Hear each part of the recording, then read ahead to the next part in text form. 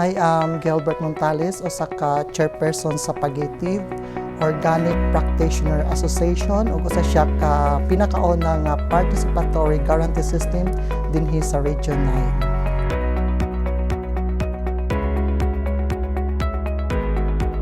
Ang napili namong ang pangalan nga Pagitive tungod kay dugay naman nagsugod sa organic. So mauna nga ang amo adyon napili nga Pagitive tungod kay mura siya ning sibol na siya dayon mo padaghan pud siya nga ma-certified sa organic din sa Zamboanga del Sur.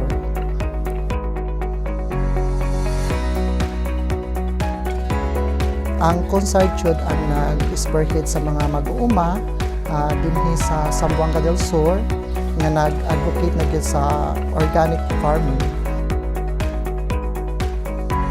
May mga membro nga naga-organic gikan sa Dinas, gikan sa Gipos, Tigbaw ug sa Pagadian. Mao na ang ginatabangan sa Consart.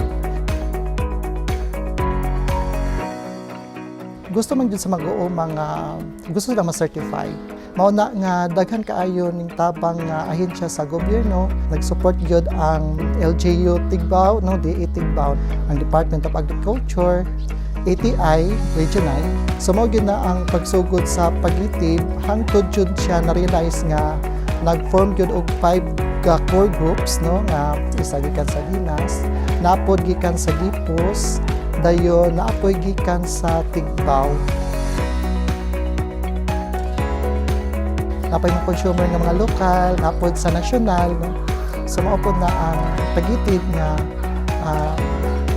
mulambo kauban sa mga nag-support, no, sa ahensya sa gobyerno.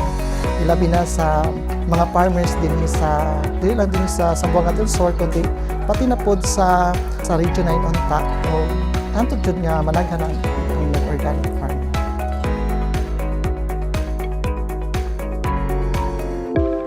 Ako si Rosenda S. Consolacion, usa sa core group member sa Pagitive. 2000 pa mi nagsugod sa among pagka-organic. Nagisugdan sa ako ang bana hangtod ako'y nagpadayon. Munay nga lang sa among farm nga Rusning Organic Farm.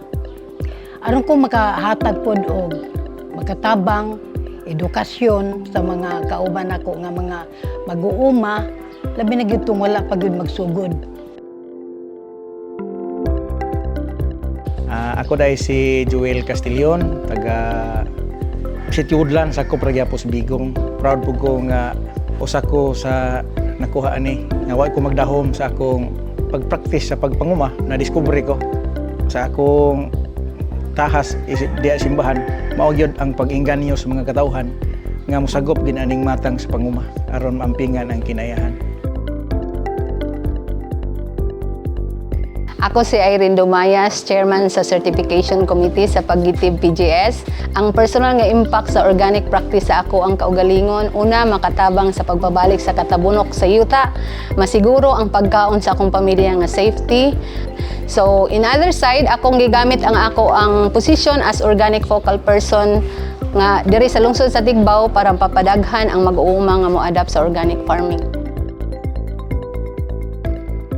Ang pag-practice sa mga mag-uuma nga nahatagan gyud sila og mura og license sa ilahang pag-practice nga tinud-anay na gyud nga na just like ipakita nga sa certificate nga makaingon na gyud sila nga tinuod jud among pag-practice bisan sa kalisod sa mga papel nga nagpakamatuod nga certified gyud ang mga nag-organic farming. Maka-claim na gyud nga ilang rice ang produkto nga organic na gyud.